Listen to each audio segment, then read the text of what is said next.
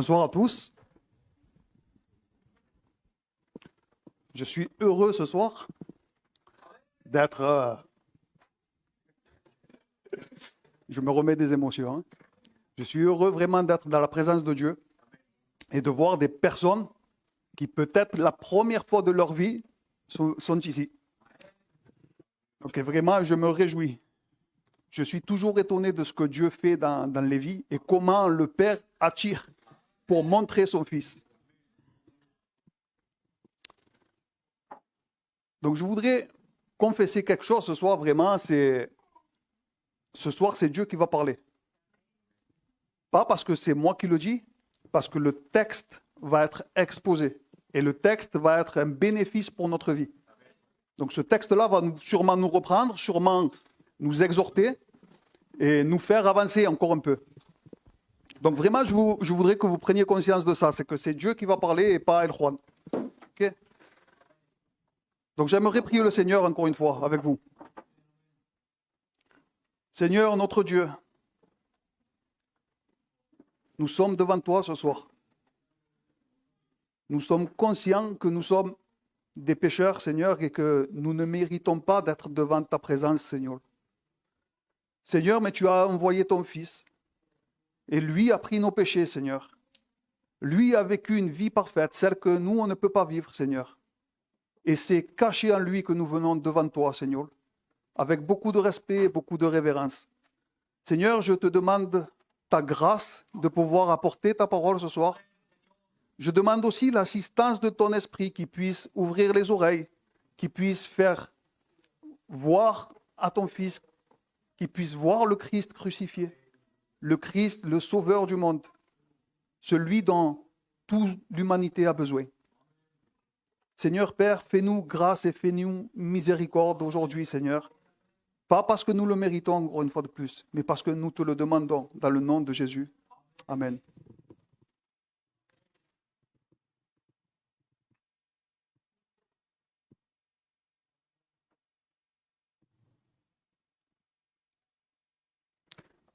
Frères et sœurs et amis,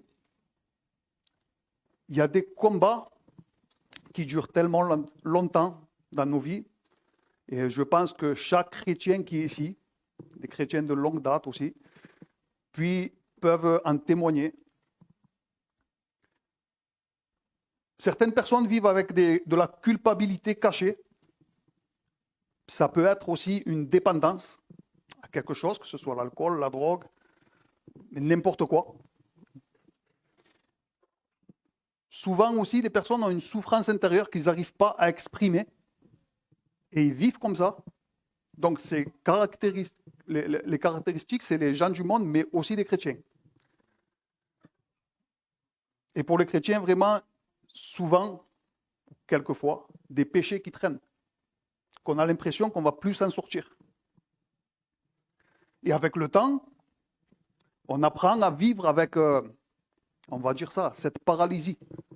On est paralysé par ce péché qui nous traîne, en vérité.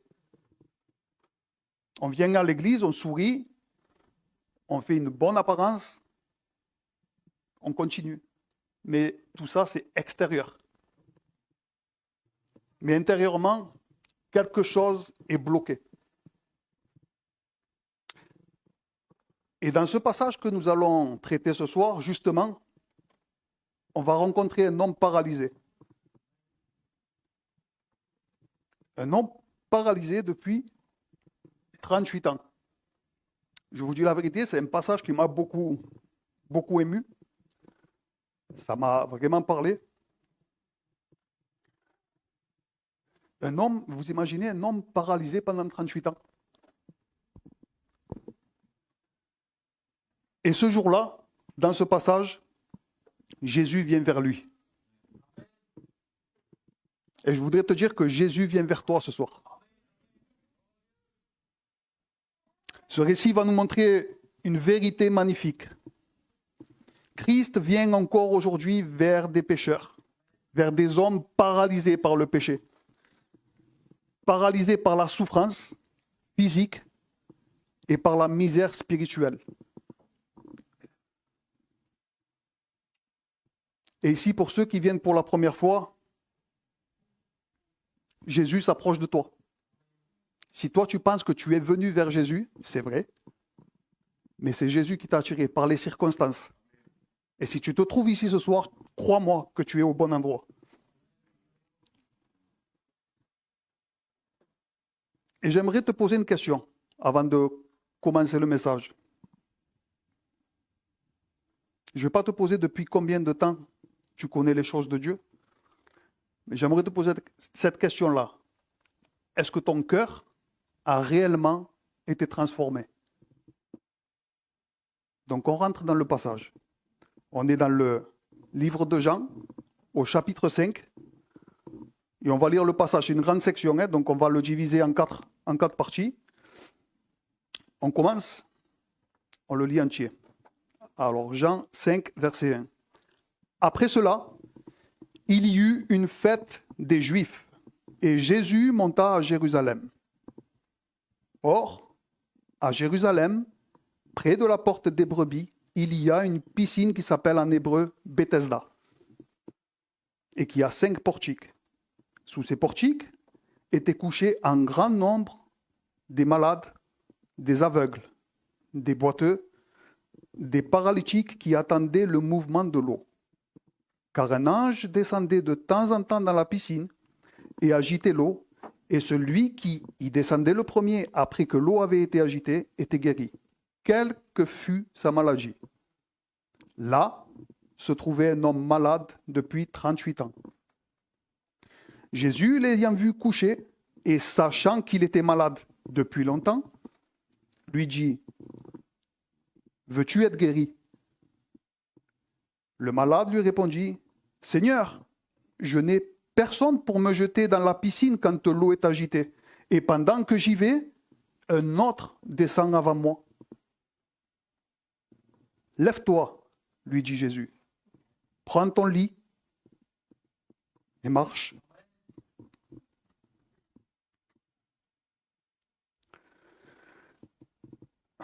Aussitôt, cet homme fut guéri. Il prit son lit et marcha. C'était un jour de sabbat. Les Juifs dirent donc à celui qui avait été guéri : « C'est le sabbat, il ne t'est pas permis d'emporter ton lit. » Il leur répondit : « Celui qui m'a guéri m'a dit : prends ton lit et marche. » Ils lui demandèrent : « Qui est l'homme qui t'a dit : prends ton lit et marche ? » Mais celui qui avait été guéri ne savait pas qui c'était, car Jésus avait disparu de la foule qui était en ce lieu. Depuis, Jésus le trouva dans le temple et lui dit : « Voici, tu as été guéri. Ne pêche plus, de peur qu'il ne t'arrive quelque chose de pire. » Cet homme s'en alla et annonça aux Juifs que c'était Jésus qui l'avait guéri. C'est pourquoi les Juifs poursuivaient Jésus parce qu'il faisait ces choses le jour du sabbat. Amen. Donc, comme je vous ai dit, on va le diviser en 4 parties. Et notre premier point, on va voir l'incapacité de l'homme. Donc, un homme incapable, et c'est l'image exacte de notre état spirituel avant de connaître Dieu. Donc, on va planter le décor. Jean nous dit qu'autour de cette piscine, il y avait des aveugles, des boiteux, des paralysés. Donc on voit ici une humanité brisée par la maladie. Mais réellement, dans notre état spirituel, c'est brisé par le péché. Et au milieu de cette foule, Jean attire notre attention sur un homme précis. C'est comme si c'était une caméra qui nous fait un global, et hop, là, elle va se fixer sur un homme. Imaginez la scène. Un homme malade depuis 38 ans. On peut dire quelques semaines, 1 mois, 2 ans. 38 ans. Tous les jours, dans la même position. La même frustration de voir les autres se jeter dans la piscine. Dans la même attente. Et le plus terrible, c'est qu'il est dans l'espoir de retrouver quelque chose puisqu'il est près, il se trouve près de la piscine. Mais il est toujours malade. Il est très proche de la piscine, mais toujours malade. Très proche du miracle, mais toujours dans le même état. Toujours incapable. Combien de nous, combien de chrétiens aujourd'hui vivent comme ça, dans l'Église, mais toujours à se sentir incapables. Pas parce qu'ils sont incapables, mais parce qu'ils ne croient pas. Ils ne croient pas que Jésus peut les guérir. Beaucoup sont dans l'Église aussi, mais jamais réellement transformés. Connaissent les chants, connaissent les choses de Dieu, les missions, mais pas la liberté intérieure. Et c'est ce pourquoi Dieu nous appelle. Il nous appelle pour nous affranchir du péché. Donc j'aimerais que tu réalises vraiment que si tu es ici, ton problème, ce n'est pas ta souffrance. Parce que Christ peut réellement te transformer. Ce n'est pas ça qui te tient. C'est veux-tu être guéri? Est-ce que vraiment tu veux? Parce qu'écoute bien, Jésus n'est pas repoussé par ton péché. Au contraire. Cet homme-là était paralysé depuis 38 ans. Peut-être que c'était le plus ancien qu'il y avait là-dedans. Mais Jésus a fixé ses regards sur lui. Il n'a pas fixé les regards sur tout le monde. Là, tu es au bon endroit. Jésus n'est pas en train de fixer le regard sur ce qui se passe dehors. Il fixe son regard sur toi ici, aujourd'hui. Et l'homme qui est là paralysé, même pas, il cherche Jésus. C'est Jésus qui vient vers lui. Et maintenant, Christ va poser une question qui va toucher plus profondément sa conscience, bien plus que son corps. Jésus, l'ayant vu coucher, et sachant qu'il était malade depuis longtemps, lui dit, « Veux-tu être guéri ?» Le malade lui répondit, « Seigneur, je n'ai personne pour me jeter dans la piscine quand l'eau est agitée et pendant que j'y vais, un autre descend avant moi. » Donc ça, c'est notre deuxième point. Jésus veut confronter ton cœur. Ce soir, c'est ce qu'il va faire. Jésus sait toutes choses.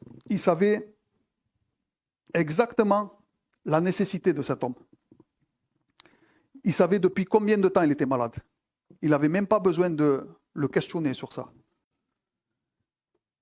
Mais cette question qu'il va poser, elle peut paraître bizarre. Parce que ça fait 38 ans qu'il est là, il attend un miracle, et Jésus va lui dire, « Veux-tu être guéri ?» Et bien sûr que je veux être guéri.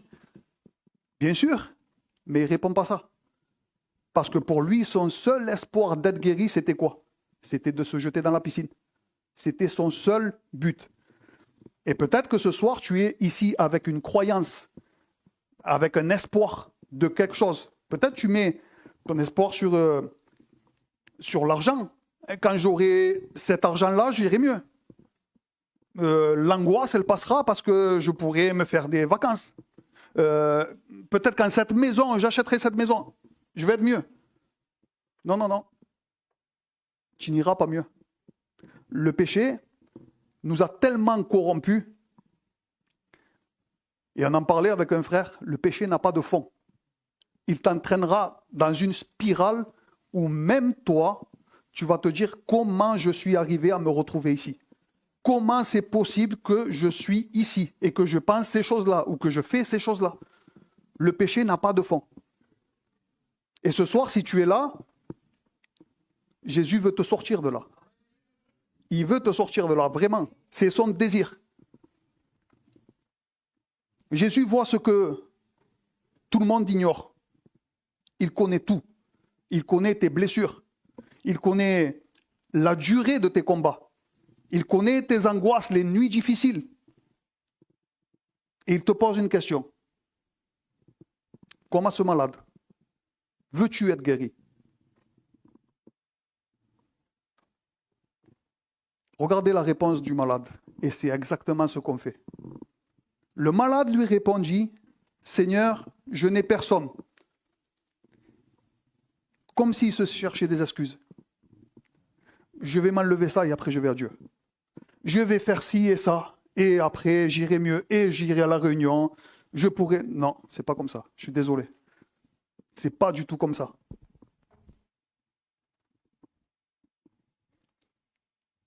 Veux-tu réellement être transformé? Est-ce que réellement c'est ce que tu veux? Parce que beaucoup veulent être soulagés de quelque chose, mais Dieu n'opère pas de cette manière. Dieu, avant de consoler, il doit faire quelque chose dans le cœur. Il doit opérer un miracle. Parce qu'il ne peut pas te donner la consolation. Parce que pour toi, la consolation, c'est quelque chose du monde. Et Dieu, il ne va pas te donner quelque chose du monde. Dieu va te donner quelque chose de pur. Il va te donner la sainteté qu'il y a en son Fils. Il va te donner toutes les bénédictions qu'il y a en son Fils. L'obéissance, la communion. Vous savez, quand l'homme a péché, on a été séparé de Dieu. Qu'est-ce que ça veut dire? Je vais te le mettre de cette manière-là. Quand Dieu a créé les arbres, il a parlé à la terre. Il a dit à la terre que tu produises des arbres. Quand il a créé les poissons, il a parlé à la mer. Que la mer produise des poissons. Quand il a créé l'homme, vous savez ce qu'il a fait? Il s'est parlé à lui-même. Et il a dit, faisons l'homme à notre image. Ça veut dire que séparé de Dieu, il n'y a pas de vie. De la même manière que le poisson, quand tu le sors de l'eau, il n'y a plus de vie. Que l'arbre, tu l'arraches de la terre, il n'y a plus de vie. L'homme sans Dieu n'a pas de vie. Et c'est ton état. C'est ton état. Et on nécessite, on a besoin de revenir vers Dieu parce qu'on ne peut pas vivre une vie d'amour, de communion, de félicité sans Dieu. On ne peut pas. C'est pas possible. Parce que tu vas toujours t'attacher à quelque chose, ou l'argent, ou les choses de ce monde, ou l'alcool, ou tout ce qui t'entoure, sauf Dieu. C'est pour ça que ce soir tu es ici et Dieu veut te parler. Et il te demande encore une fois, veux-tu être guéri? Mon ami, mon frère, ma soeur, si Christ transformait réellement ta vie aujourd'hui, est-ce que tu le voudrais vraiment? Parce que suivre Jésus, ce n'est pas simplement venir à l'église.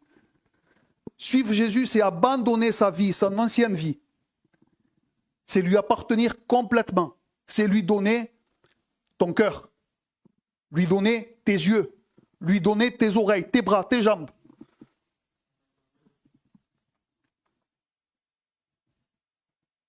On revient dans le texte. Et maintenant, Jésus parle pas avec une méthode, mais avec une parole puissante. Ce qui nous mène à notre troisième point. La parole de Christ relève. Jésus lui dit à cet homme, « Lève-toi, prends ton lit et marche. » Quelle parole incroyable. Aussi simple que ça. Cet homme, il n'a pas marché depuis 38 ans, il faut comprendre ça. Toute sa vie entière, je ne sais pas, il n'est pas spécifié quel âge a cet homme, mais 38 ans, ça doit être très long. J'en ai 45. C'est très très long. Humainement, ce que Jésus demande, c'est impossible. Comment je vais me lever? Ça fait 38 ans que je suis là. Mais la parole de Dieu, elle est puissante. La parole de Jésus est puissante. Elle relève un paralytique.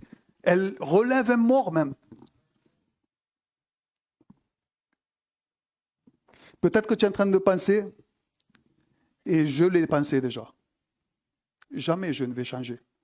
Je serai toujours avec ça. Je lutterai toujours avec les mêmes choses. Mon cœur est trop dur. Je suis trop pécheur. Mon péché, il a trop pris de racines. Je ne peux pas l'enlever. Comment je fais? J'ai tellement essayé de fois, tellement tombé de fois. Et tu te résous à te dire, eh ben, c'est comme ça. Mais non. Vraiment, non. Parce que Jésus ne te laisse pas. Je te l'ai dit, le péché, il n'y a pas de fond. C'est une spirale infernale qui te mènera dans des choses horribles. Horribles. Et si tu reçois cette parole ce soir, vraiment, veux-tu être guéri? Lève-toi et marche. Si tu reçois cette parole, tu seras comme cet homme aussitôt. Pas demain, pas dans une semaine. Aussitôt, cet homme fut guéri. Il prit son lit et marcha. L'homme se lève. Il croit à ce que Jésus lui dit. Est-ce que toi, tu le crois ce soir? Est-ce que tu le crois que ce soir, Jésus te libère de ton péché? Est-ce que tu crois qu'il te libère ce soir de ton état d'angoisse, d'anxiété? Il veut te donner une vie meilleure.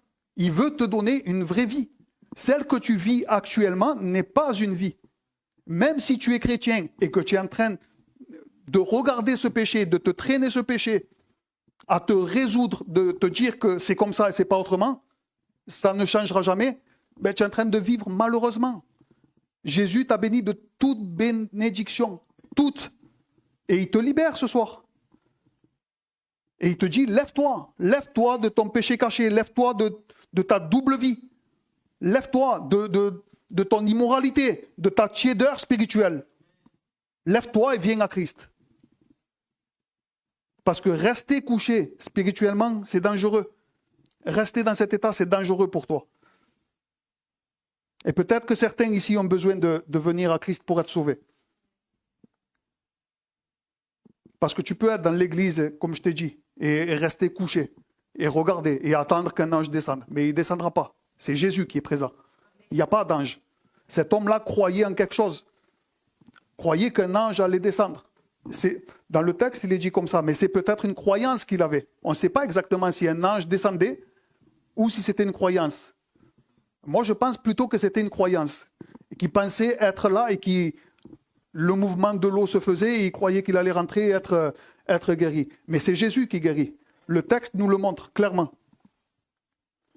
Et il ne s'arrête pas à la guérison physique. Jésus, dans le texte, va maintenant montrer que le plus grand problème de l'homme, et je crois que je te l'ai répété quelques fois, c'est ton péché. C'est beaucoup plus profond que quelque chose simplement de physique. Donc au verset 10, c'était un jour de sabbat. Les Juifs dirent donc à celui qui avait été guéri, c'est le sabbat, il ne t'est pas permis d'emporter ton lit. Incroyable. Incroyable la dureté de cœur de ces personnes-là. Un miracle vient d'être accompli. Une personne depuis 38 ans, paralysée. Les pharisiens qui étaient là le connaissaient sûrement, parce qu'ils étaient là aussi. Et au lieu de voir l'œuvre de Dieu, ils mettent comme quoi qu'il a violé une règle. Il ne t'est pas permis de porter ton lit.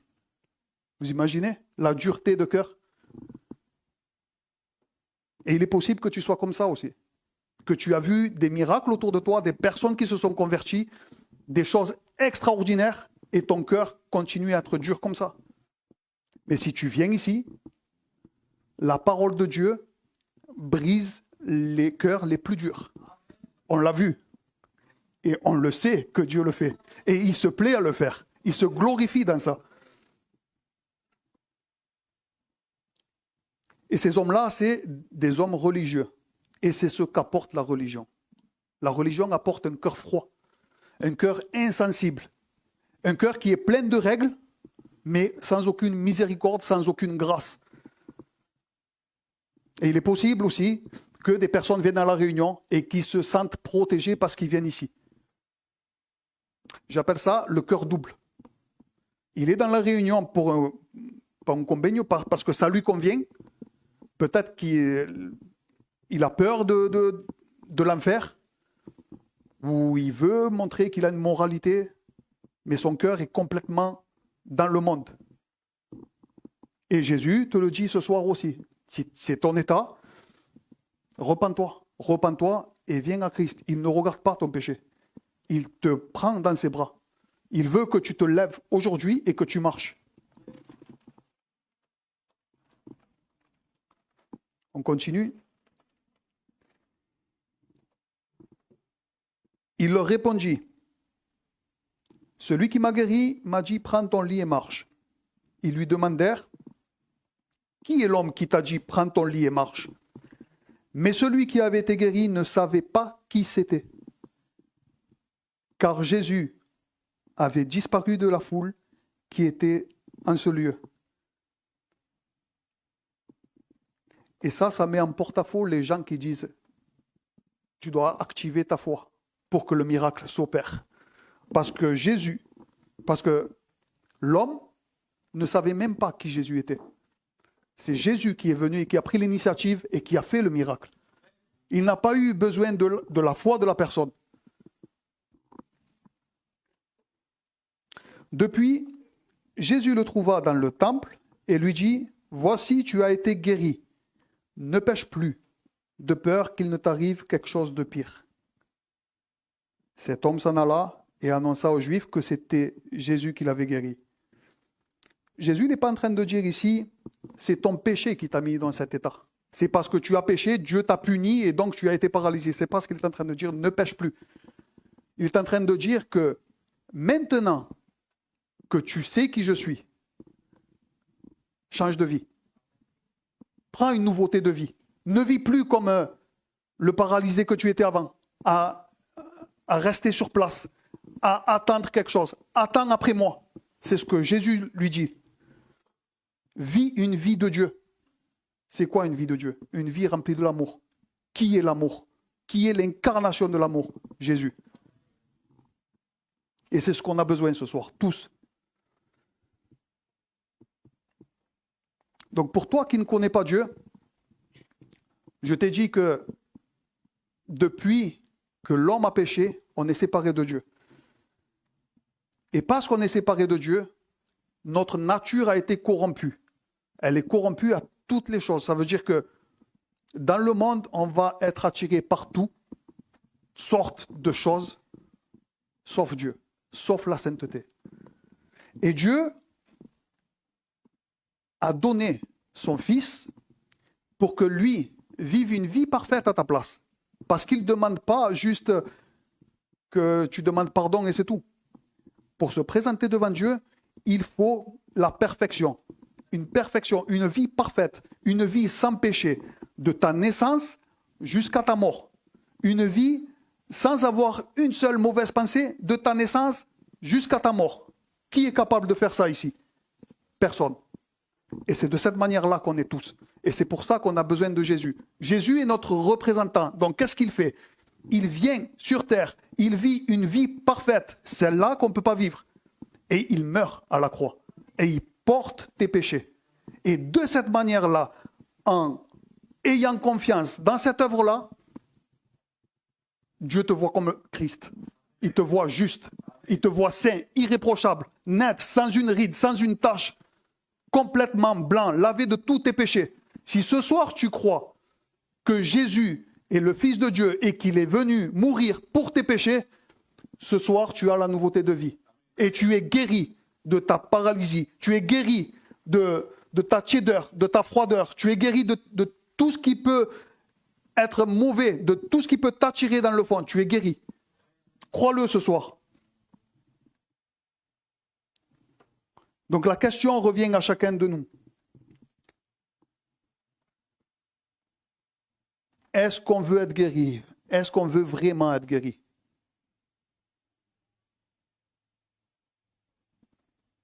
Viens à lui tel que tu es. Tu es brisé, viens à lui. Jette-toi dans ses bras. C'est lui qui te console. Tu es fatigué, viens à lui. Tu te sens coupable, repens-toi et viens à lui. Paralysé intérieurement, il te donne la vie. Et il te le dit, lève-toi. Parce que Jésus n'attend pas que des hommes soient forts pour venir à lui. Les hommes sont faibles et c'est Jésus qui vient vers eux. Il relève des hommes incapables, tout aussi incapables que nous sommes. Je suis incapable. J'ai besoin de Christ toute ma vie. Je vous promets que dès que je m'éloigne un peu, je vois comme je suis incapable et j'ai peur de moi. J'ai peur. Et on devrait avoir peur de notre nature qui nous mène à la perdition. Aujourd'hui, il te dit encore, est-ce que tu veux être guéri? Tu veux être guéri? Lève-toi et marche. Amen. Amen.